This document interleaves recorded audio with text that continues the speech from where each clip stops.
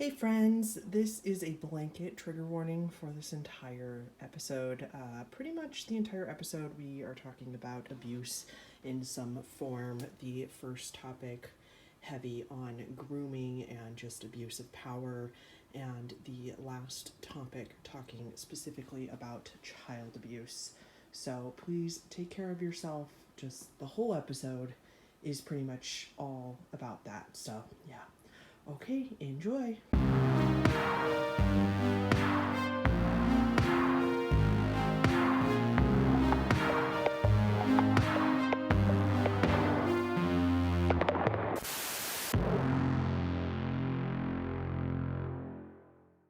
We made it! It's episode 17, everybody. Am I introducing this week or are you? I don't I forgot already. Same thing. I'm leaving that in. Okay, great. I'll do it. Welcome to the pod, everybody. You're listening to Thanks We Hate It. I'm Mickey Atkins. And I'm Hannah Lehman. Welcome to episode 17. And I just want to point out to everybody that I know this wasn't our original thought. I know somebody else told us this, but yeah. I just wanted to point out how cool it is that we are like Wednesday Addams and her friend. Damn it, what's her name? I don't remember her name. I've never seen the series, to be fair. So if you guys have seen Wednesday, though, we've decided that we're Wednesday Addams and her colorful friend, because I always look goth and emo. Yes. And Mickey always looks very, very colorful. And round of applause for Mickey's hair. Thank you. Mickey got it done recently. Yeah. It looks fantastic. By the time this comes out, they will have seen it, but that's okay. Still. So good for me and my hair. How are you doing? I'm good. I'm so happy that everybody liked our Am I the Asshole episode. Me too. Because if we're ever in a jam for topics but want something interesting to talk about, we have that. Yeah. Also, not going to give specifics, but I'm just very excited that I'm going to come see you in a couple months. I can't wait. Did you officially book all the stuff? Yeah. I booked everything. Yep. I booked the hotel. I booked the flights. I'm so excited. And I even booked parking at SeaTac to leave my car at the airport, because last time I forgot to do that and then it was all taken. Oh no. Yeah, I had to park off site and then shuttle to the airport, which wasn't that bad, but I did not save any money doing that. Yeah. It was not that much cheaper than the actual airport parking. Yeah, so I even have that booked, and I'm going to come see Mickey in person, and we're going to try to record a couple pods while we're doing that. And I'm sure we will, I don't know, maybe we should do a live or something while I'm there. We could do a live recording. That would be fun. That would be fun. Mm-hmm. I would love that. I'm sure they would love that as well. Yeah. Put in the comments. So how are you? Live episode. I'm okay. I've had kind of a weird week because I got tattooed on Sunday, so I'm just slowly adding stuff to my sleeve. Ooh. But at the time that this goes up, I think I'll be home, so I feel comfortable mentioning it. But I'm going on a little girls trip with my best friend, and I was nervous about getting tattooed so close to going on vacation. So Winnie.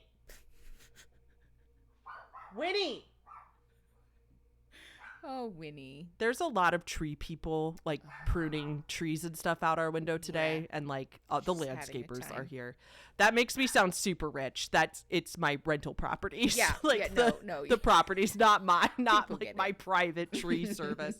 Yes, I can hear you. Thank you for telling me. Can you shut up now?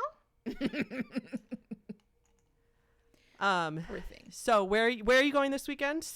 I know, but so I'm going to New Orleans with my best friend. I've never been, so I'm excited. How many nights are you guys going? 3, I think. Okay. Yeah. I think. I don't know. We booked everything a while ago, and so I'm just kind of in survival mode of get on the plane and just figure it out later, Yeah. Anything you forget, you could buy when you get there. Exactly. I'm going to a big city. It'll be fine. You forget a toothbrush? Yeah. I forgot a toothbrush when we went to Vegas, remember? Oh, yeah, we you bought did. it Yeah. downstairs that night. It was fine. It's no big deal. But yeah, so I was nervous about getting tattooed so close to going on vacation. So I don't normally put Sanoderm on my tattoos, which if you don't know, Sanoderm is like this adhesive wrap that a lot of people put on their tattoos because it's like really good for helping heal it and whatever. So we did Sanoderm this go round, and I had an allergic reaction to it, which I had a feeling that I was going to because I've had I was suspicious that I had one in the past. I wasn't sure if it was like just a fluke or like something weird, but like nope, I am definitely fucking allergic to Sanoderm. So yeah, friendly shouts out if you have a latex allergy, you may very well be allergic to Sanoderm. And it might cause your tattoo to swell up like a fucking balloon. So fair warning, everybody. My arm is so itchy, I feel like I could rip it off. Does it look better now, or does it still look all red? Yeah, it looks better now. Can we see it, or do you not want to share? So it's peely as fuck. Don't fucking judge me. Yeah. But I love peely tattoos. This one. So I told my artist that I wanted a fried egg, because my whole sleeve is going to be like Winnie. Sorry. Oh, Winnie. She's like convinced they're gonna break through the window and eat her. I can hear her now having a meltdown. Oh, I'm so sorry. No, it's okay. Winnie, come here. Stop cutting Mickey off. You told your tattoo artist that you wanted what?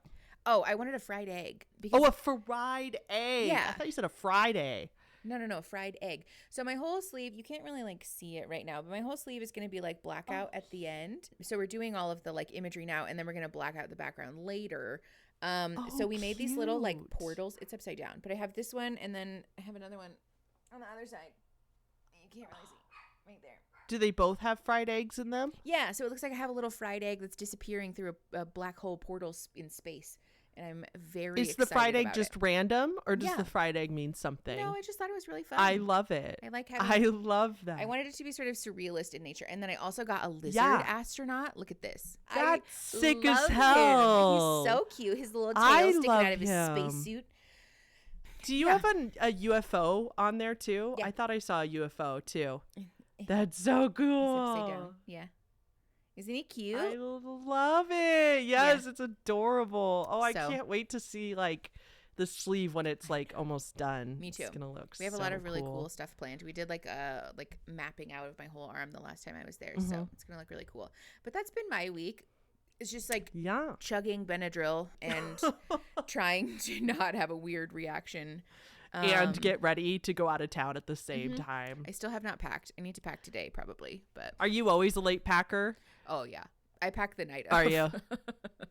Because I bring all of my like normal stuff, like my electric toothbrush. Right. I'm not traveling without that. But if I pack it, then I can't use it. And so don't like have it. I just wait until the last second. I hate packing like half of my stuff. It's really irritating. So although I have gotten a little bit better about it recently, I just decided to buy like travel versions of all my stuff, and then I leave that shit at home. So like the morning of, I'll have my regular toothbrush already packed, and I just use a travel toothbrush for that morning.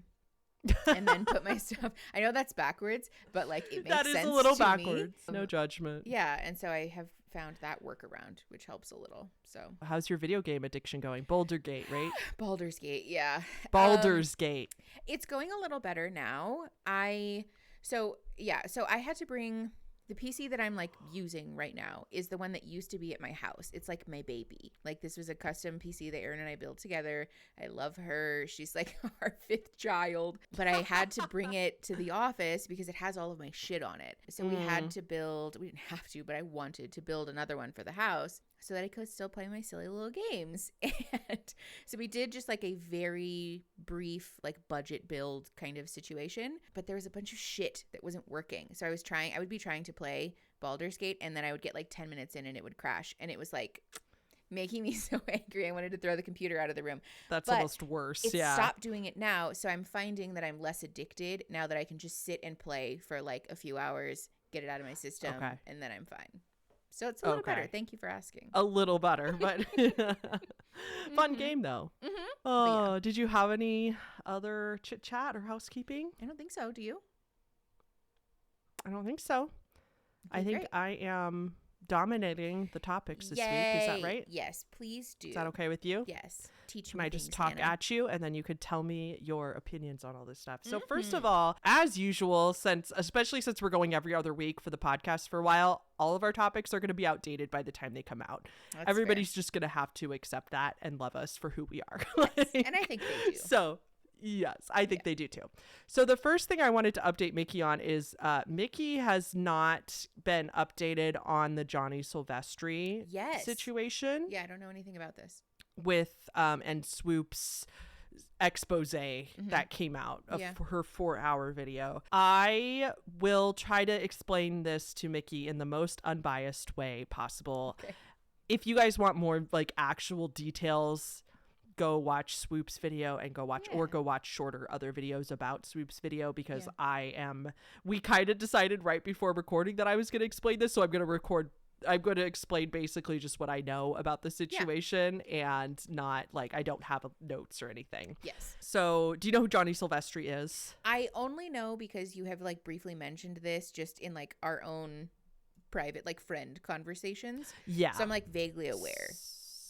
So this has to do with the Colleen Ballinger situation, which I think everybody knows what that's all about by now. Yeah. Johnny Silvestri came forward as one of Colleen's victims, or rather one of Josh's victims. So Joshua is Colleen's ex-husband. He was not really involved with this recent drama other than coming forward and saying that, he was abused by Colleen and that they had a really toxic relationship and all this. So Johnny came forward and did a 6-hour interview with Swoop for like her part 3 of the video. Okay. So what happened was she did this whole interview with Johnny, but then something happened. Something came out about Johnny. Oh boy. Things that her and her team were noticing as they were doing this video. And then her part 3 video turned from one thing into something completely different. So she basically comes out and says that Johnny Silvestri has been claiming to be a grooming victim this whole time, but he's been essentially lying about all of it. And I'm not saying I don't take the way I tell this story as my opinion on it, because I don't really know my opinion on it one way or another. I think we need even more stuff to come out. But she did a video about how he was claiming to everybody that would listen to him that Joshua groomed him. Oh boy. All the evidence points to the fact that Joshua did not, in fact, groom Johnny. Okay. Joshua, Colleen's ex-husband, did do some inappropriate things during that time. Okay. He did do some stuff that was not good, such as the fact that Johnny had his personal cell phone number at all when he was an adult and Johnny was a child is weird, right? As well as being in these group chats for some time was also weird. Yeah. Association in a way. Right. So Joshua has apologized many times to Johnny, though, privately and publicly. And from the apologies that Swoop, he's apologized like 3 different times to Johnny, and Johnny never accepts, which is, if you're a victim, like obviously I'm not going to judge if you accept an apology or not. But to be fair to Joshua, his apologies were incredibly remorseful. Very much like I was. Yeah, in my opinion. Yeah, like I was very wrong. I should not have ever talked to you. I shouldn't have been talking to you at all. Like I feel really bad for like you were in this state and you needed a mentor and I should not have been that person for you whatsoever. I shouldn't have even been in the position where you thought I could be that person for you. Like the apologies were pretty good in the sense that he took like responsibility, but he also kind of in those apologies that omits guilt a little bit of doing because the mere fact that he apologized implies that he did something inappropriate. Okay. Right? Got it. Yeah. Not that he actually did it. So the problem, and all the other victims now, at least Adam McIntyre, we all know who Adam McIntyre is, right? Yeah. So Adam McIntyre has talked to Swoop after Swoop found out her suspicions of Johnny. She went to go talk to Adam again, and Adam was like, yeah, like none of us like Johnny. We've all had these issues with him, but we didn't want to say it because obviously he's calling himself a victim and we're obviously not going to call out a victim and say like you're lying when we don't have like adequate proof and stuff. Sure. But things that we've noticed to the public was that like he was very when he went on the H3 podcast with the other victims, he dominated the conversation quite a bit. And like he just wants to talk about him. And then there's been some other times where he has implied that his trauma is worse than the other victim's trauma. Oh my God. He like it's kind of like a trauma competition. Oh, no. Trigger warning for everybody. I am going to get back into a little bit of there is something that Johnny says that could be triggering if you've been groomed or abused. Just FYI, this next part.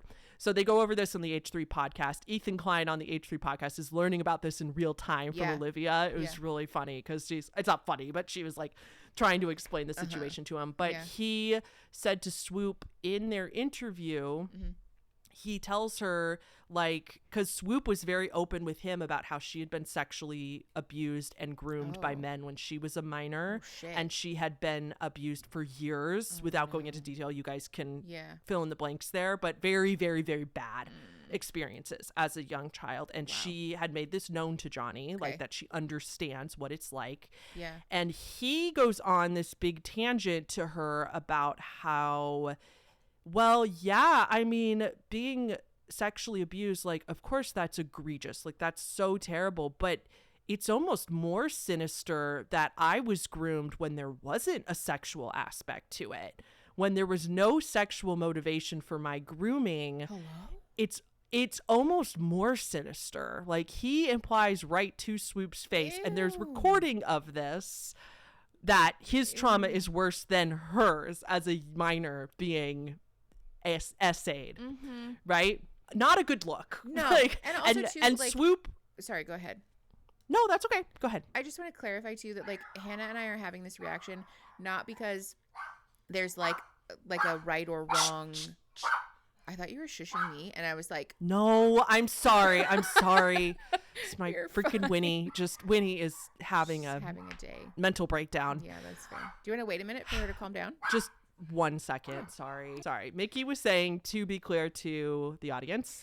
Yeah, what just were you saying? that you and I are having this reaction to him saying that, not because like it's useful or like because we think one type of assault or grooming is worse than the other, but because like that's a shitty thing to say to anybody, that like my trauma is worse than yours, right? Like this is a useless comparison and is inherently invalidating. Like it's not a thing that anybody should be doing. Like there's no award for who was traumatized the most, you know? Like that's a fucked up thing. And you have no idea how traumatized somebody else is. Yeah, and especially like there should be like a mutual respect and understanding and like compassion that victims have for one another, that like it's not about being the most traumatized in order for your symptoms to be valid and like to matter. So like that, I feel like that cuts really deep, like from somebody who's saying that they're also a survivor, to be like, well, yeah, but like mine's worse than yours. Like, ew. But mine's yeah, that's fucked up. So, and Swoop was upset during this interview clip, but she was trying to be a professional journalist, so she didn't say anything to him at the time. She was just kind of keeping her mouth shut because she's awful. You know, trying to conduct interviews or whatever.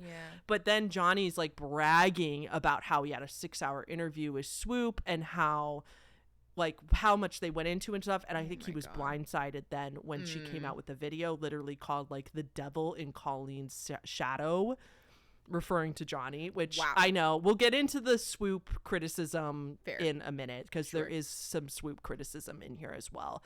So again, like I can't get into all the details because there's like a bunch of tiny little things, but there's other instances where Johnny also told Adam that his trauma, like his story, like it was even worse than Adam's too. So he didn't just say that to Swoop, he said that specifically to Adam too. That like his it was weird that he was like trying to have this competition with all the other victims when all the other victims are questioning whether he was a victim at all, which I don't think is for anybody to say, really. That's the thing that I think that's one of the biggest criticisms. I swear to fucking God, I will be right back. I had to go close the blinds. Fair enough. Absolutely, because so that she wouldn't And then I gave her a treat so that she couldn't see out and then she'd get distracted. Yeah. I sincerely apologize. No, you're fine. My dogs shit their furry little pants every time somebody like closes a car door outside. So like zero judgment. So you get it. You're just like in a different office space now, which is part of the fucking reason why it's lucky. So hard to work at home. So we were talking about Johnny and his like weird competition that he had with other victims, and we were talking about how it's not for anyone to say whether somebody is a victim or not. Right.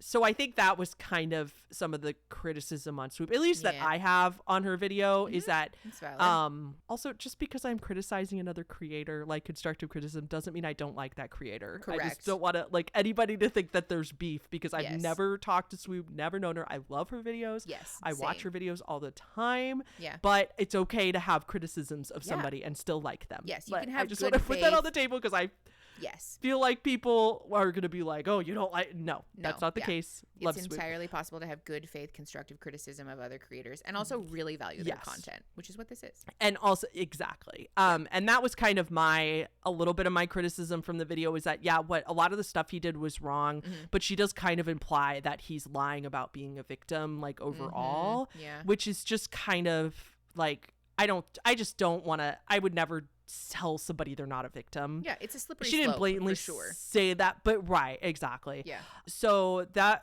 was like the general stuff. Again, if you want more details, go watch Swoop's very long video. But then the icing on the cake was that, so Swoop asked Johnny for his text message screenshots of Johnny's and Joshua's conversation over text, because she wanted, because he was saying he was a victim, he was a grooming victim. Would you be willing to share the texts? Sure. So that for illustration purposes.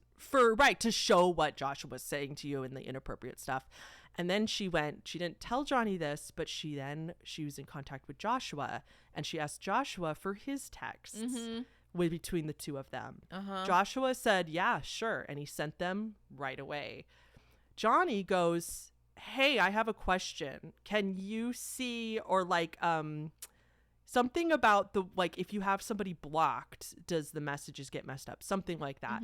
And before she could even respond, he was like, oh, never mind. No, I got it. And he sends Swoop their text. The texts do not match. Oh, no. Johnny deleted a bunch of texts. Oh, no. So the way Johnny wanted it to look, so Joshua sent everything, as far as we know, very transparent. Johnny sent texts, but he deleted a bunch of the texts that he was sending Josh that showed that he was actually kind of harassing Joshua. Oh my God. Not harassing, not like he did anything bad. Oh, okay. And also very clear here, Johnny was also, I think, underage or very young at this point. He was younger than Joshua. Still the person so with he less didn't do power, anything. to be but clear. He was the one that was poking Josh and was like bothering him to respond, and Joshua barely ever responded to him. Interesting. He barely. And Joshua specifically did that because he thought it was weird, because at least according to him, because he didn't want to have this friendship with a minor. He was worried about that. Yeah. So he was just trying to keep his distance. Interesting. And he was trying to not respond to him very much. So he would respond every now and then. Okay. But Johnny deleted a bunch of him like texting him over and over to make it look like he wasn't texting Joshua as much as he was. So that was probably the most damning part, just because it's like, if you've been very like willing to be in the spotlight this far, and now that you're sharing the text, now you're doctoring evidence, I think is not a great look. Yeah. I think especially what are your thoughts? So, I mean, this is something we've talked about before in regards to the Colleen Ballinger situation, that like, when Adam came forward, there was a lot of people nitpicking at like, oh yeah, well, you said this, or you made Colleen do this or whatever. And like, I think it's important to make the distinction that regardless of how a minor behaves with an adult, right? Like, it's never their fault that like an adult is being inappropriate with them, right? Like, I do still very much have side eye for Joshua for like responding at all, or like not setting a clear boundary that like, hey, this is inappropriate, even if the kid was like constantly bothering him or whatever, you know? But also, like, knowing that and keeping that in mind, like, that is, in my opinion, a universal truth that, like, kids are never to blame for adults misusing their power imbalance and, like, that resulting in grooming or, like, inappropriate relationships with kids. So then why would he alter those text messages? You know what I'm saying? Like, if... Well, and he altered them as an adult. Like, he's an adult now. No, I know. Now. That's what I'm saying. Okay. But, like, when he, like, looking back on these, like, if he is... If he, like, genuinely has nothing to hide and, like, believes that it's and not he's a victim. Yes, it believes that it's not his fault that Joshua behaved himself inappropriately, then, like, why would you delete stuff? Like, even if there isn't anything that he's trying to hide, like, just from a optics perspective, like, that's not a good look, you know? Well, That's and why are suspicious you feeling. and I agree with you, like, even if he hadn't, say he didn't delete any text, like, yeah, it does make him look like odd to be texting him over and over and still text him even though he's not responding. But I think if he was the victim that he claims to be, we would all not think that he as a child was in the wrong for doing that. Is that what you're saying? Yeah, because, like, like we talked that, about even this if with he didn't Adam. need to doctor them, if he was a victim, then that would you. still look weird. That I gotcha. Thank you for putting that more succinctly, because, like, we talked about that with No, Adam, I that, gotcha. like, even if he had been harassing Colleen, like, Colleen for the underwear. Yes, Colleen's role as the adult in the situation is to be like, this is inappropriate and I'm not responding, or, like, I'm blocking your number, right? And so, like, even like, if that were the case, there would have been no reason for Johnny to doctor these messages or, like, to delete stuff, you know? Like, him deleting them serves no purpose other than to make himself look bad or, like, cast doubt on this whole situation. It just makes him look bad. And to be fair, I have not heard anybody saying that what Joshua did was fine. I don't think anybody is. Okay. I don't think anybody is saying that, like, Joshua giving a minor his phone number. But it does beg the question, like, what relationship with a minor is appropriate? Because at that point, like, can adults not even talk to children? I mean, like, in my opinion, kind of. If you're, like, a content creator and your kids are fans, you know? Well, yeah. Because, like, that's true. I just mean, like, your fans are kids. I mean, I think it's different. Like, an adult who has a relationship with, like, their other adult friends' kids, or, like, having a close relationship with, like, cousins or nieces and nephews, right? Like, that's obviously not the same. But, like, I think because of the inherent power imbalance that exists between creators and fans, you're just amplifying the potential for things to get hinky when your fans are children, you know? Like, I'm just saying, if it were me, I'm not touching that with a fucking 100-foot pole. Like, I would set a really clear boundary that, like, you know, and I mean, you and I both did this kind of already. Like, our Patreons and our Discords are set to 18 and over for that express reason, that, like, not only does it make me uncomfortable, but it feels really inappropriate for us to be engaging on a more direct level with people who are under 18. Yeah. I don't know. That's just my opinion about it. Maybe that's a hot take, but yeah. So again, I don't think, like, Joshua's in the right, but I don't think Joshua should also be accused of things he didn't do either. That's valid. You know, when there's like blatant evidence that he wasn't doing the stuff that, like, so when Swoop talked to him in the interview, she asked him, like, explicitly, like, could you lay out, like, exactly how you were groomed? And to be fair, at the beginning of the interview, she did tell him, like, you don't have to answer any question you don't want to. Like, let me know if this is too much. Like, she did do that. But he, like, could never, like, he kept skirting around the answer. Like, he could not explain. Oh, no. And then the story just, and again, he's just, like, going around in circles the whole interview. And then the story just keeps changing slightly. And then she talks to Adam, and he was like, oh yeah, he talked about this and that wasn't right. Like, he's corroborating all of these inconsistencies. So I think it's just, so then the other thing is that I have seen a couple people come, did you see, you know, the Do We Know Them podcast? No, what's that? As Jessie Smiles. Oh, do you know who Jessie Smiles is? Yes, okay. Her podcast. Yeah. So they interviewed Johnny Silvestri before Swoop's video came out, and then they got dragged for interviewing him Oh. without, because they were kind of mean to Josh and assumed that Josh was a perpetrator and like wouldn't take his side of the story, even though he was like begging them to take his side of the story as well. And I think to them, they were like, well, why would we don't really, yeah, we're not journalists. Right. Exactly. yeah. And it just got very out of hand because they had to put out an hour-long apology video, and a bunch of people on their apology video are still like saying that they just made excuses, and like they're really big mad at these two for interviewing Johnny at all after Swoop's and then Swoop's documentary came out, and it was like they didn't address it fast enough. Jessie was on a planned vacation. Like, she was off work. Yeah. Like, they put out a statement. They said they'd address it later, but it's like, I am literally on vacation. Like, please. And I also just, like, they didn't do anything. Like, they don't know what they don't know. Like, I have a hard time with tell that me what too, you're, because tell me your thoughts. I don't know. To me, like, my knee-jerk reaction when there's allegations of abuse is that I believe survivors, right? Yeah. Same. I think personally one of the most hurtful things that you can do is ask somebody who's telling you in what appears to be good faith that they're a survivor, it is to provide proof that they were abused, right? Especially because we know that that's not the way that abuse works, right? Like, oftentimes abuse is perpetrated in such a way that it can be difficult to prove. And so telling someone, I don't believe you unless you provide me with like irrefutable evidence, like, that's why I said earlier, it's a slippery slope, you know, like we end up I struggle with that too, in territory where like, now out of fairness, am I obligated to never believe anyone who says that they're a victim? Because that's fucked up, you know? And like, again, I think it's further traumatizing also, and like very much lends itself to this like larger cultural movement of like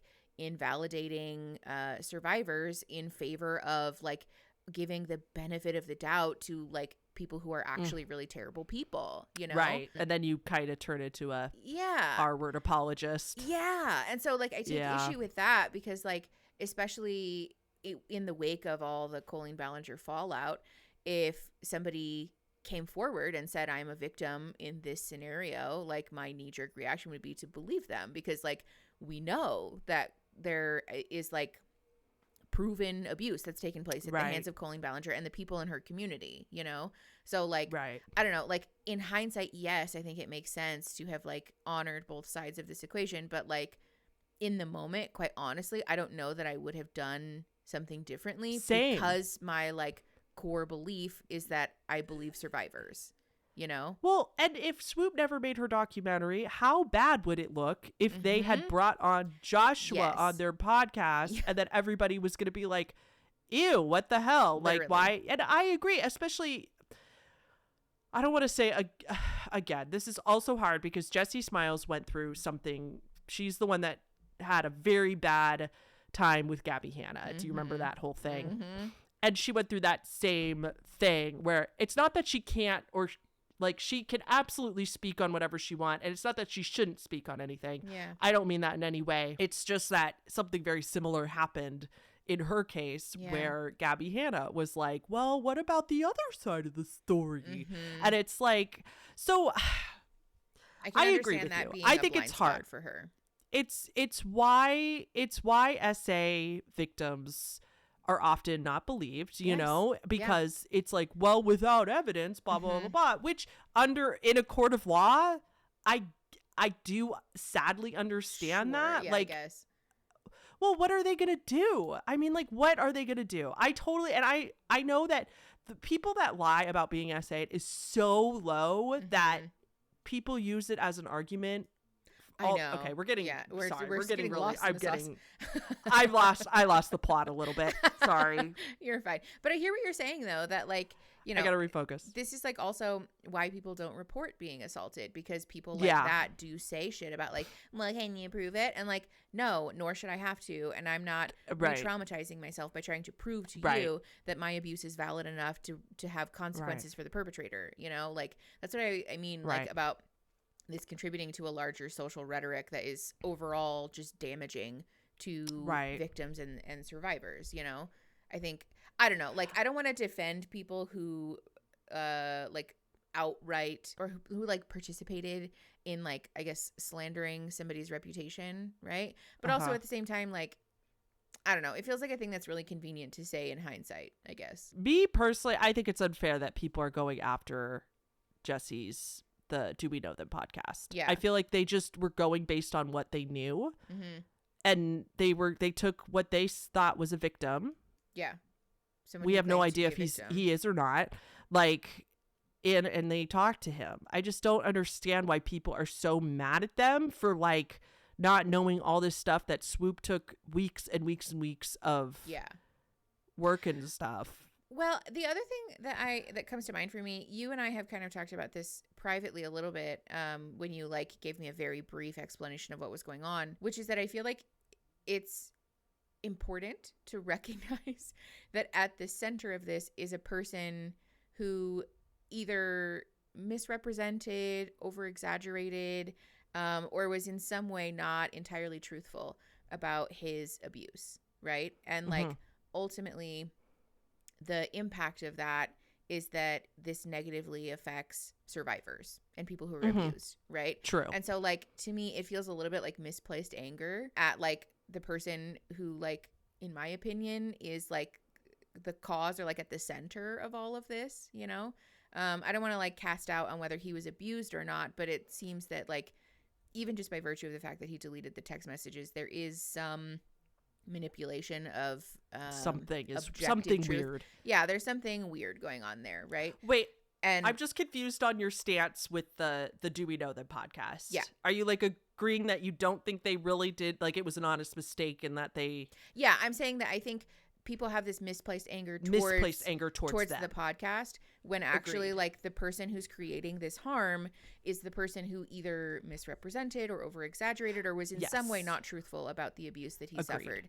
And like that is where the harm is coming from for survivors and victims of abuse, for other right? survivors. Yeah, because also when people do this, if, again, I don't know if he's lying or not, but if he is, then like the harm of this ultimately falls back on people who are survivors of abuse, because it gives people fuel to the fire. Like these people who do that shitty shit of like, well, can you prove it? Like all it does is give them a leg to stand on, and like that's so fucked up, you know? Oh, I see like, what you're saying. That's so annoying to me that like we're centering this vitriol on these two people when like actually I think there's a useful discourse to be had about how harmful it is to alter the facts around the story of your abuse, you know?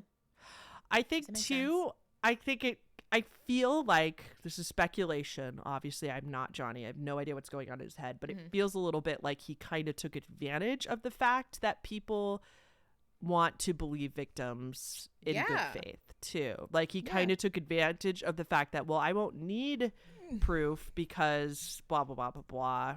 I don't think it's so much. And I also very much of the like believing victims and what happened to them, but with Johnny's case, it's the fact that evidence came out specifically showing it's not that he needed to prove that he was or wasn't, it's the fact that there's actual proof that what he's saying is not completely truthful. Yes Is that kind of, are we agreed on that? Yeah, like, I think so. Yeah, it's not so much that he had to prove that he is, you know, because it's just too, that like, something.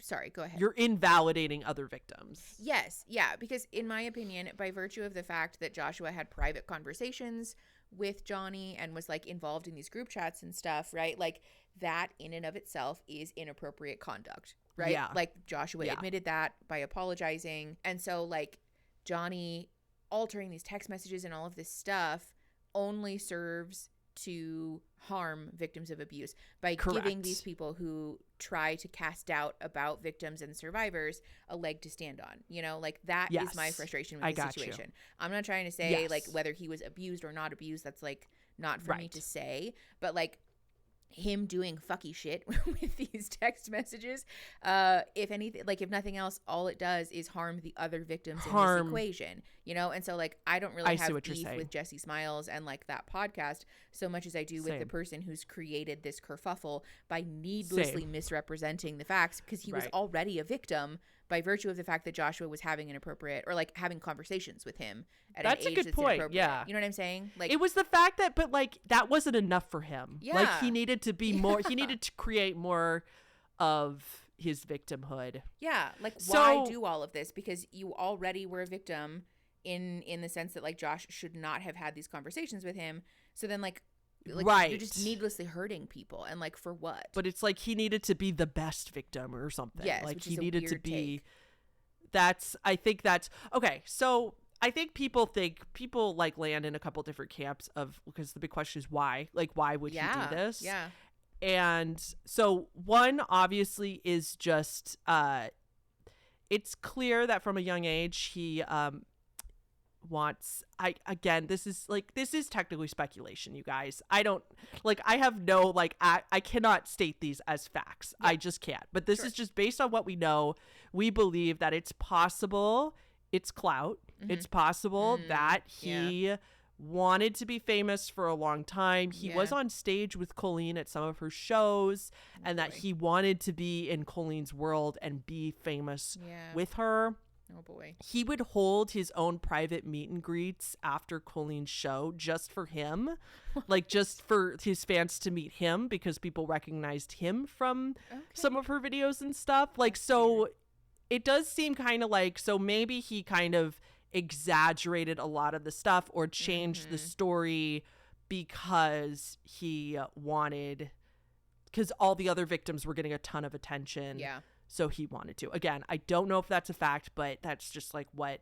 Or the other camp that people are falling into is that he. I forgot to tell you an important part of Swoop's video. So another thing that Johnny said in the interview was they were talking about the DMs with minors. Okay. And he said something along the lines of like, well, I don't want these, like, when I was an adult and was in these group chats with minors, I didn't want to be there.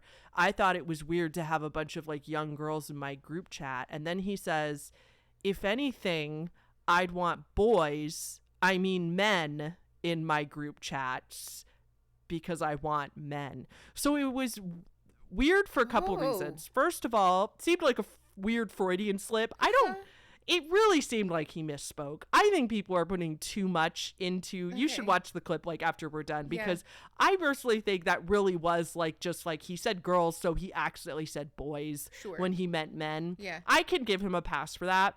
Fair. What's weird about it is that he made it into a sexual thing when nobody was talking about anything inappropriate or sexual at all. They were just saying the chats with the minors. And he was like, well, I couldn't have possibly been inappropriate with anybody because I'm gay. Like, I don't even like girls anyway. So like, it was like a weird omission of like, so that was another weird part. So that also, him being, he's out, he's gay. People speculate then, and again, this feels like weirdly inappropriate, but this is, again, not my theory. This is what people's theories are. H3, other people's theory was that he had a massive crush on Josh back in the day, and he, because it was not reciprocated or for whatever, he's now trying to get back at Josh. Oh no. I feel weird even saying that because that is so speculative and it's so out of anyone's realm to say, in my opinion. I think so too. But that's just one of the other theories that's going around. That I don't think it really fucking matters though. Like, well, I what feel are your very thoughts? comfortable saying that I don't know the reason that he did it, and I don't need to. You know, like, to me, it starts to get into. I mean, it's natural to want to know why. Like, it is natural. Sure. I think that's a natural thing to go. That's fair. To go. But like, I think it gets into sketchy territory really quickly. Yeah. You know, because like ultimately we can't know and we'll never know, and like Johnny's already proven himself to be an unreliable narrator. So like, I'm just comfortable just being like, I don't know, like I don't need to know, and like that's fine.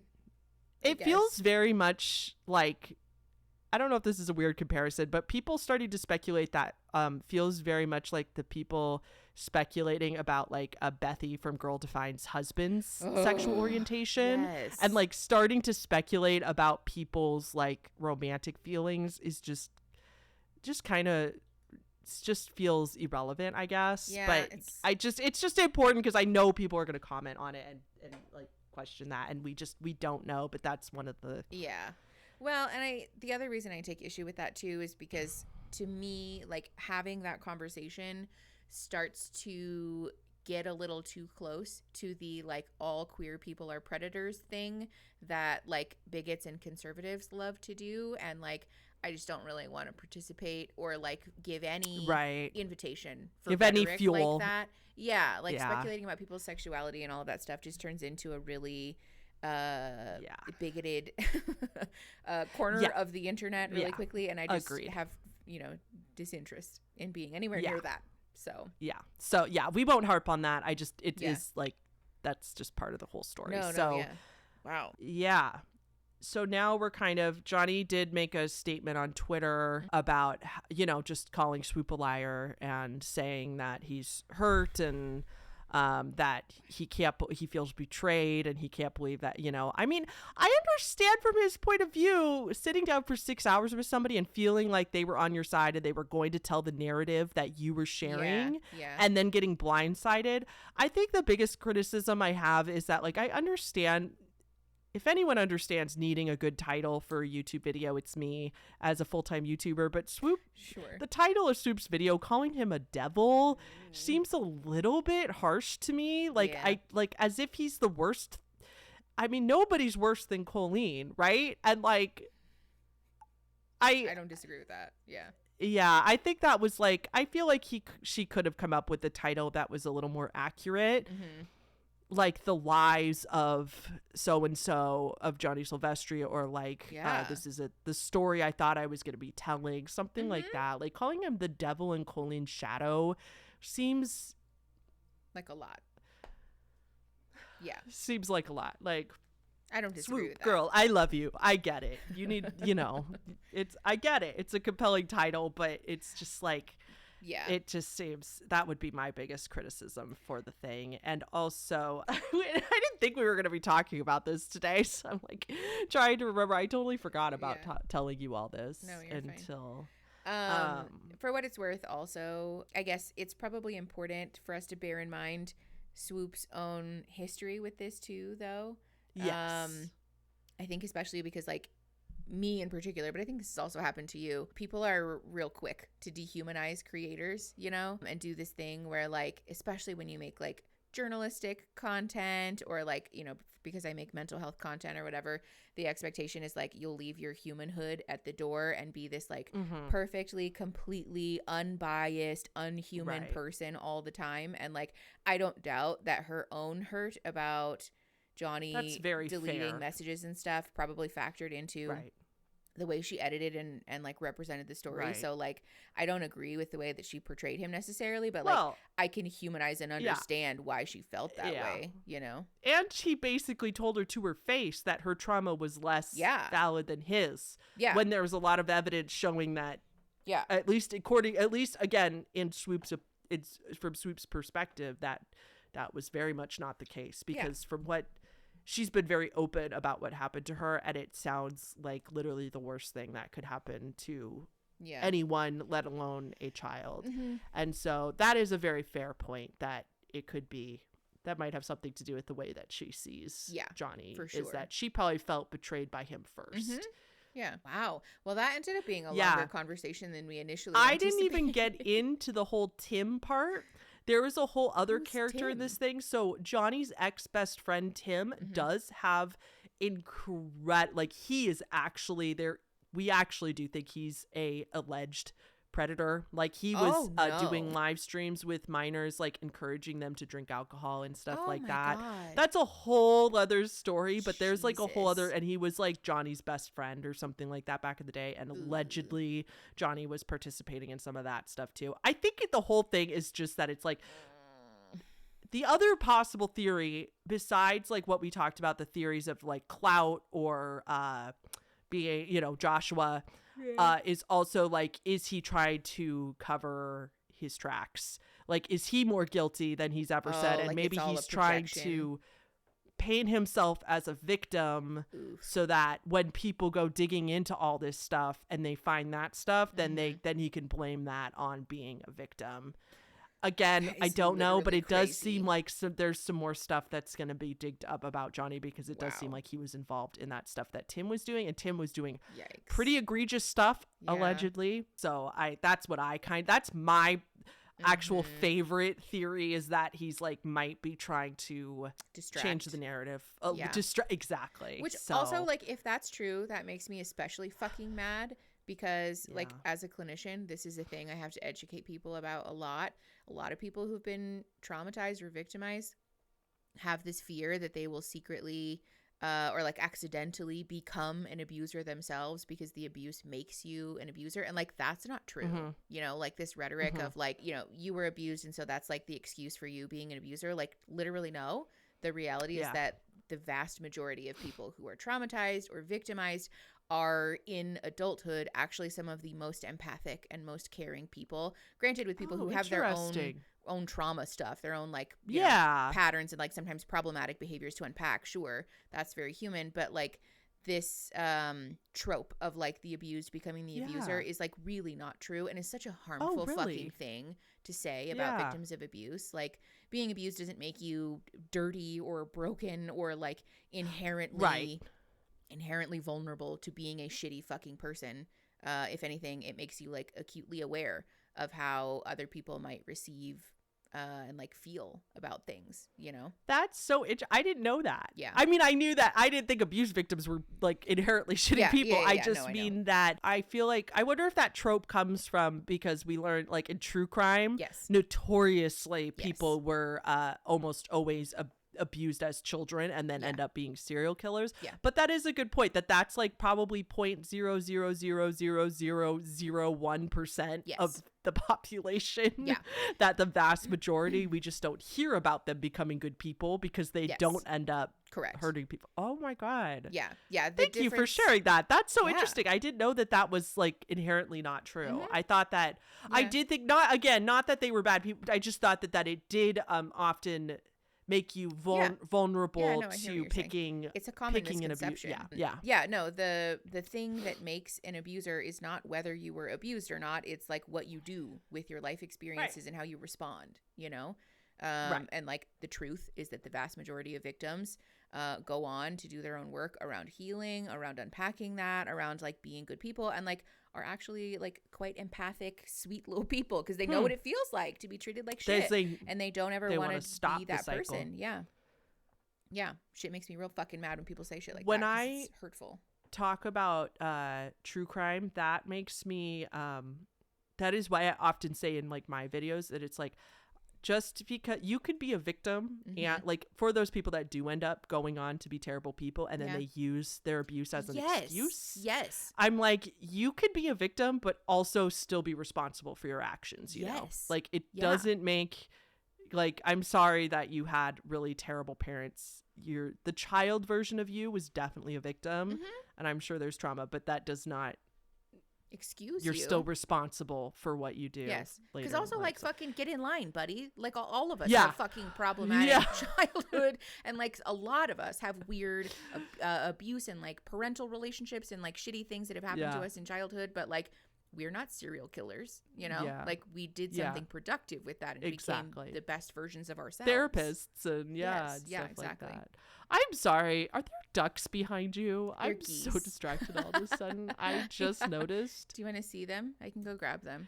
Yeah. Are they geese or ducks? Yeah, they're geese. They're Swans? like, they're vintage blow mold geese. Apparently this was like a thing in the 60s. Hold on, I'll grab one. Oh my gosh. I love him. Isn't he? I love him. So cute. My god. This is Gustafer. He's a little top hat. I know, he's a little hat. Gustav is in the corner over there. But yeah, this is Gustafer. And what's his name? Gustafer. Gustafer.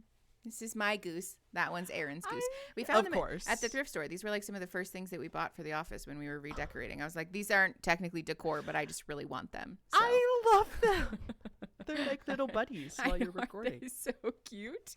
I'm obsessed with him. Oh, his little So fell cute. down. I love his little top hat. Mm-hmm. Yeah, he's like a little cowboy hat. All right. So the second thing we're going to talk about, we're going to make this way more brief. Mm-hmm. But I just wanted to quickly update Mickey on the 8 passenger situation as well. Mm-hmm. When we're recording this, she got arrested yesterday on Wednesday the 30th. Wow. And this will go out in a couple weeks. But Yeah. I still think it's an interesting thing to talk about. So if you don't know who 8 Passengers is, Mm-hmm. it is a family from, I believe, Utah. They're family vloggers. Woof. And the mom's name, the biggest perp in this story is mom, Ruby Franke. Okay. And they are well known for being, okay, again, big trigger warning for this whole, I'll put a trigger warning at the beginning of this episode. Yeah. But also just, again, you guys, this is also all about child abuse. Like, if that's not good for you, this whole episode's bad Yeah. for people with them. Yeah. So this is going to be, there's going to be one part of this that's a little bit graphic, though, in terms of, I will be as light as possible, but for what she was arrested for is a tiny bit upsetting. So just for anybody, if they need to safely bow out, I would do so now. I'll try to remember to put a video in the card that's not traumatizing content so you have somewhere to click. Yeah, Get out of so here. you have somewhere to go if Yeah. you would like to Yeah. talk about something else. So Ruby has gotten a lot of criticism over the years. I mean, all family vloggers now are finally getting the criticism they deserve for exploiting their Rightly children. I personally am not in the camp of like children should never be seen on the internet, the light of day ever. Like, I think that's a little much. For me personally, I don't think they should be monetized. I don't think they should be, any personal moments should never be filmed. Like, like all that stuff, all the things that family vloggers do wrong. I think some people have taken it a little far of like, you cannot show a picture of your child ever on the internet, which for me, like, I don't judge parents for doing that as long as they're not exploiting them on YouTube and like That's fair. putting their sad faces in thumbnails just for clicks. That's like fucked up. I think if they make an appearance on accident, I don't think that's that big of a deal. Yeah. But anyway, I get that. so so Ruby has been very much exploiting her children, though. It's 8 passengers because it's her husband Kevin, and their 6 children. Wow. They've gotten a lot of criticism over the years for the way that they treat their children. They are, as far as I know, Church of Latter-day Saints, aka Mormon. Got it. I don't think that's super relevant to the story, but it's just why I think that's one of the reasons they have so many children, and they do live in Utah. Okay. So they've gotten criticism over the years for a plethora of terrible behavior, but let me just list a couple of the highlights of things that they've done that have been pretty questionable. Okay. So, for example, her 6-year-old daughter was at school and forgot to bring her lunch. She got a call or a text message from the teacher asking if Ruby could come bring her a lunch because she forgot her lunch. And Ruby said no, she's responsible for packing her own lunches in the morning. She told me that she did pack a lunch, and that is her punishment. Now she has to learn that if she doesn't bring a lunch, she's going to be hungry. How old is this So child? she blatantly 6 years old at the time. Literally, I know. what the fuck ever, dude. I literally Ew. what? Like, so she uses food a lot as a punishment, like as a Great. privilege, like calls it a that. privilege. So there was another occasion where she threatened one of her kids that the punishment they weren't going to have. Literally, she said the privilege of having dinner if they continue to behave that way. I'm Okay, sorry. Dinner Gwyneth is not a Paltrow. privilege. Dinner is a Fuck. right. Literally. Food is a fucking right. I don't give a shit. What the fuck? So yeah. So like she took out her camera and talked about how she wasn't letting her 6-year-old daughter have the lunch at school. Like, that's the thing. And how that's like, that's just a learning moment. She needs to learn. And yeah, the teacher's really uncomfortable with one of her students being hungry. Yeah. Yeah, That's child. she's like a kindergarten teacher. Are you neglect. kidding me? It's absolutely neglect. Oh my god. So then Okay. another big one is Chad, their older child, older son. He was sent to a wilderness camp for 8 months. A wilderness camp. No. Yeah, because of his behavior that was misaligned with the Mormon faith. Great. So we'll just abuse we our don't kid know, but to indoctrinate him further into the religion. oh, it gets Love worse. That. I can't overstate the trigger warning here, you guys. Are you okay, Mickey, too? Are you okay with this? But I'm okay. Okay. And then Chad also, they took his bedroom away because he was pranking his brother after he came back from this camp. And so they straight up took his room away. He had to sleep. He slept in a beanbag chair for 7 months. Hello? Because it was either that or the floor. So they didn't even give him a proper bed. They allegedly took the door off of the bathroom so that he couldn't even get privacy in the bathroom. Nice. Another one of the smaller children, like one time she threatened as a punishment because the child, literally like a 5-year-old, cut something up in her house. And so she took her favorite stuffy toy and then told her that if she cuts anything else up in her house, she was going to cut the head off of her favorite stuffed animal. That's so horrific. Isn't that so traumatized? That is just so... Like, you have to be such a sick and twisted person to fucking come up with this shit. Like, just say that you hate your kids. She's filming this. She is filming their reactions to all of this stuff. It's disgusting. Okay. And then a bunch of other stuff. Like, they're all sitting down one time and the kids talk about how they don't have any friends and they're like legitimately sad. And Ruby's like pretty much laughing at the whole thing. The other weird one is that so this shows you how clout chasing she is. Oh, no. She had a bunch of children in the car. She saw a car accident on the side of the road. She pulls over. She was not involved in the car accident, but she pulls over to pull out her phone and then freaks out on the camera for part of her vlog and goes like, oh my God, is everybody okay? Is everybody okay? And she runs to the other car like she's fucking Superwoman and is like, are you okay? Filming the whole time, goes to the other guy. They're okay. Goes to the other. Are you okay? Okay. Everybody, I'm not exaggerating. This was her attitude filming the whole time. She gets back in the car with her kids. One of her kids is crying because he's scared. Yeah.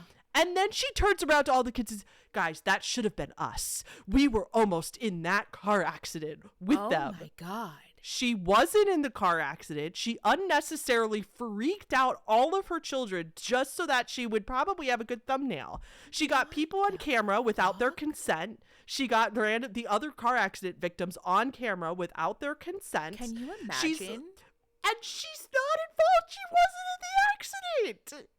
She wasn't in the accident. Like, first of all, can you imagine having one of the shittiest days of all time and then some fucking weirdo shows up and starts filming you? I'd be like, fuck you, dude. I would actually probably fucking punch someone if I was in the middle of a car accident. Literally, get away from me. But also, why do people in this niche do this to their kids where it's almost like they derive joy from terrifying their kids? Like, this isn't funny. Like, this is a core memory for those kids probably, but like in the worst possible way. Like, this is the kind of shit that people unpack with their therapist 20 years from now, lady.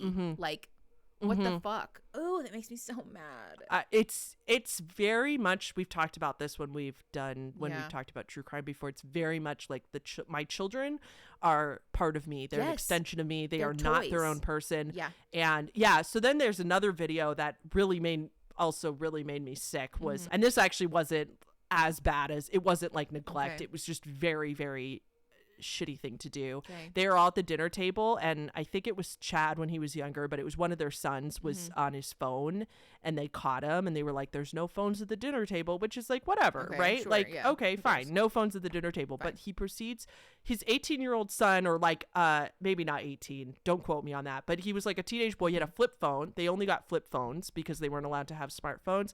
And he starts reading the text messages on camera. That's humiliating. In front of all the other siblings, reading his text messages with a girl that he liked in school, that they liked each other. And he's just started reading the text out loud and making fun of his son for it and everything. And they're very much of the privacy is a privilege, very much like that. You know, like if we were parents, we would be like, that's like, yeah, you could take the phone away if you're trying to have family time. I get it. Sure. But like, that's like a whole other level. Some people really should not be allowed to have kids. Like these people are the worst. I guess it just blows my mind that people have kids and then don't want them to be their own person. Yes. Like, you made a human. You did not make an extra limb. It's not a doll. It's not a doll. Yeah. So that's just some examples. So Kevin and Ruby are either divorced or separated now. They're not together anymore. Ruby then went on to make this other counseling service with her friend Jody. No, please no. And they call it ConneXions, but it's spelled with like an X in the middle. And they give family advice and family resources and counsel families on how to raise their children. The fuck? Well, Jody and Ruby were apparently, it was Jody's house this all happened in. Both of them were arrested yesterday as of filming this. Both of them were arrested. Their charges are aggravated child abuse with intention. So that not only child abuse, but not negligence, intentional child abuse. Oof. So what happened was, again, the story goes allegedly right now. You know, the news can change. This just happened yesterday. Yeah. So as far as we know, one of the children climbed out the window and went to the neighbor to ask for help. And the neighbor saw that this child, this is the really triggering part, you guys, but after this, it's not. The child had wounds and duct tape on her or his, I don't know which child it was, on her hands and feet, on legs, and then open wounds and extremely malnourished, like obviously not being fed. So like, it's shocking, but I'm also like, was thinking about it this morning and I was like, if they're willing to do all that shit on camera, is this surprising? Because if they were showing with their full chest neglect and abuse on camera, is this surprising at all? Yes, imagine what's happening behind the scenes. Exactly. They feel no shame about publicizing that behavior. So what they're doing in private is probably haunting. Well, and this this is so much like the Hart family. Remember the two moms that had the 8 like black children, and they were very much do you remember vaguely familiar? Yeah, I don't think I'm super familiar with the details of that. it was a M-word S-word situation where they drove all the children off, but that's it was I made a video on it. I won't get into that because that one's really, really bad. Wow. But that reminds me so much of that because one of the little boys went to a neighbor's house and asked for food from one of the neighbors before the moms did that to all of them. Wow. And like, it's just so similar, right? Like, again, not saying that Ruby's jumping to killing anybody. Like, that's obviously a huge jump, but it's just very interesting that children in that bad of a state will finally will like desperate enough that they'll sneak out and go to the neighbor's house. Well, it reminds me help. of what happened. What was that family that it was the same situation? The daughter crawled out of the window and she ended up finding the neighbors, and the police got called and they found the kids in the house like living in squalor. I can't remember I don't remember that either. The name of the family. There was another like Fundy family. It's gonna drive me nuts until I figure it out. But like this, like that is a very similar thing. She like escaped and got the cops called. Yeah, and it was like a whole thing. That like and it's like they must be so scared to do that. Like the child must be so hungry. They have to be in such a desperate state to go do that because they know that if they don't get help, they're going to get in big trouble, right? Yeah. Well, yeah. I mean, in that moment for a child that's being abused to that degree, it's literally do or die, you know? Like those kids are probably suffering unspeakable abuses behind closed doors, and for them to like defy their parents to that degree, like that's how you know it's bad. I know. Yeah. It makes me sick to my stomach. Sorry, I know. I'm starting to tear up. So, okay. The good news, though, is that the neighbor called the police. Tons of cops showed up and arrested both Jody and Ruby, and all the children are safe. They got medical attention, and they are all safe and sound right now. So, and then Sherry is one of the older siblings. She's the oldest. She's 20. She posted on Instagram a picture of the arrest. I'll show a picture up on screen, and her Instagram story says finally. Oh my God. And then she said in the next one, "Hi all, today has been a big day. Me and my family are so glad justice is being served. We've been trying to tell the police and CPS for years about this, and so glad that they finally decided to step in. kids are safe, but there's a long road ahead. Please keep them in your prayers and also respect their privacy. Jesus. And then she said, in the next story, I need your help. If you have any links to questionable or concerning ConneXions or 8 Passengers videos, please DM them to me. It's too much for me to sort through myself. So I think she's doing some sort of, I think she's helping with like getting them prosecuted or something. But so all the kids are safe.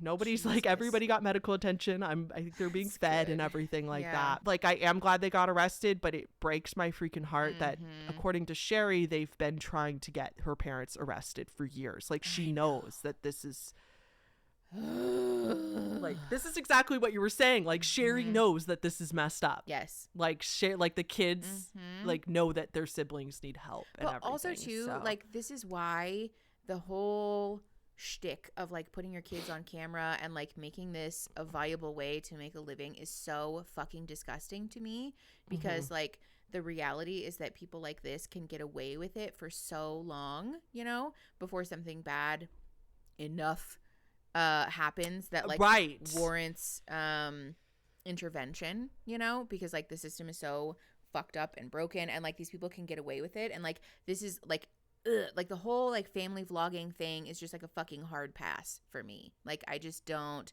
because they could very much be people like this, you know, like if you're willing to exploit your fucking kid for clicks and views, like, or like Daddy-O5. No, literally that's the same thing that I was thinking. It's like giving that same energy. It's just that's not.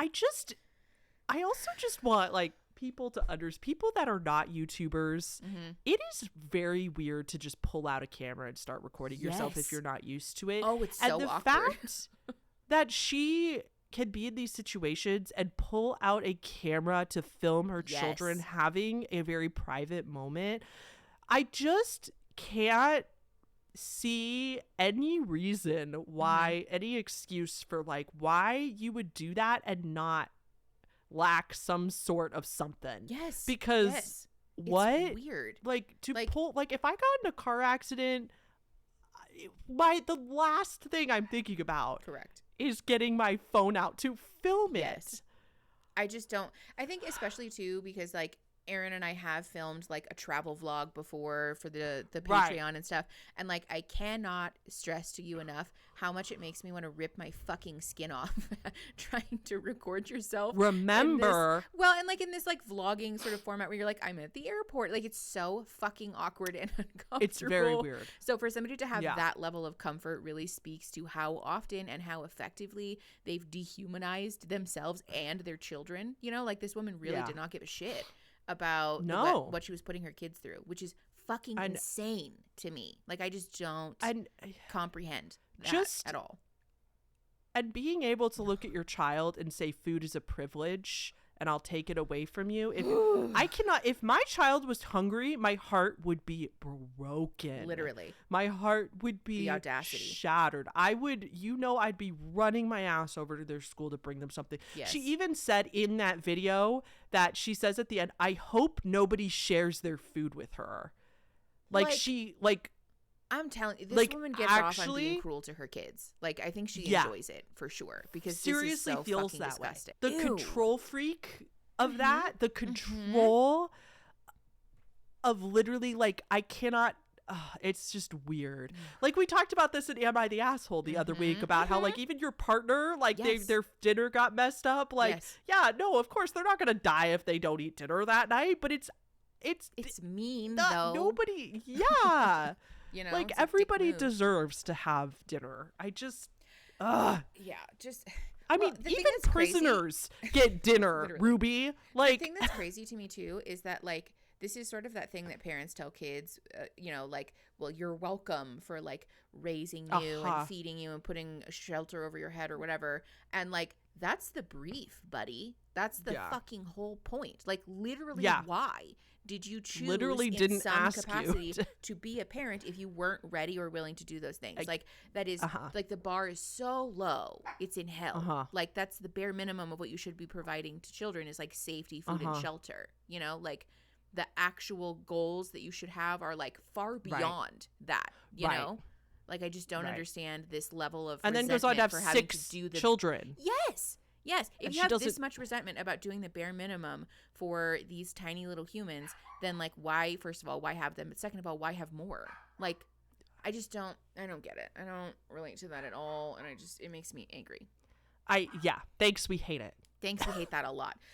We hate that Let's talk so about much. something lighter. Aaron and I have taken to giving recommendations for things that are bringing us joy at the end of our episodes anytime they're a bummer. That is so maybe that's a nice way Karen in Georgia, but I love it. Let's do it. That's what they used to do, was like before their happy podcast turned into shit, but it's fine. Before, back when their podcast was good. Yeah. But let's do it. What's been bringing you joy lately? I need a minute to think about it because my knee-jerk answer is going to be Baldur's Gate. Baldur's Gate? I should think of something more interesting. Oh, I have one actually. I posted on my Instagram a while ago that I painted my hallway. I put like little doodles in my hallway. I saw that. I loved that. Thank you. But so I had like 3/4 of the wall finished for a while, and I had just been meaning to get back to it because like, ADHD. But I finally finished it last night, and the hallway looks so good, and it is bringing me so much joy just looking at it. So cool. I love it. Yeah. Yeah. That's amazing. So that's mine. What's yours? What's bringing you?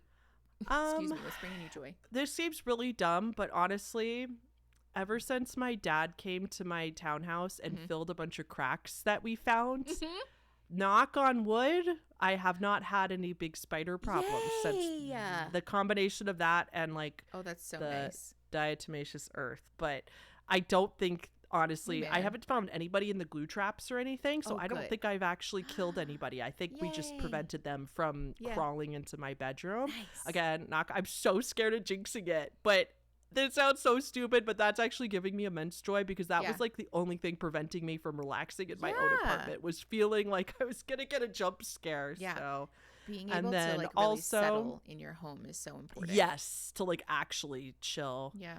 And then also I have I know it's hard to believe since Winnie's been barking this whole episode, but I do just appreciate how fucking cute my dog is. Like, she is just She's a little so cutie. stinking sweet. She just loves me so much. I love her so much. And she's just a sweet girl. Like, she just, like, just sometimes she looks at me and just like with this little like, just like, it's like your soulmate dog. I feel that. Yeah, so deeply. like that face of just like, I love you, Mom. And I'm just, God, I love you, Winnie. So. Oh, that's so cute. I love that. Okay, great. Yeah. All right. Should we wrap this bitch up? Let's wrap it up. Okay. Thank you guys all for coming. Thank you for being here. And don't forget to subscribe. Leave us reviews and comments and stuff if you like the episode. If you want to support us, that's a great way to do it. So yeah, several people asked us on the community post about the every 2 weeks thing if we would open a Patreon. Yeah, we have to have a conversation. I love you guys so much. You guys are so sweet. Anybody offering is like so ridiculously sweet. I feel it's like the imposter syndrome thing. I feel so inadequate about it. I'm like, no, don't give me your money. Yes, exactly. But we do appreciate you guys even offering is so sweet. Yeah. So we're talking about lots of things behind the scenes. Trying to figure some stuff out. Yeah, keep you guys updated. But all right, friends. We'll see you in the next one. Yep. See you in the next episode. Bye.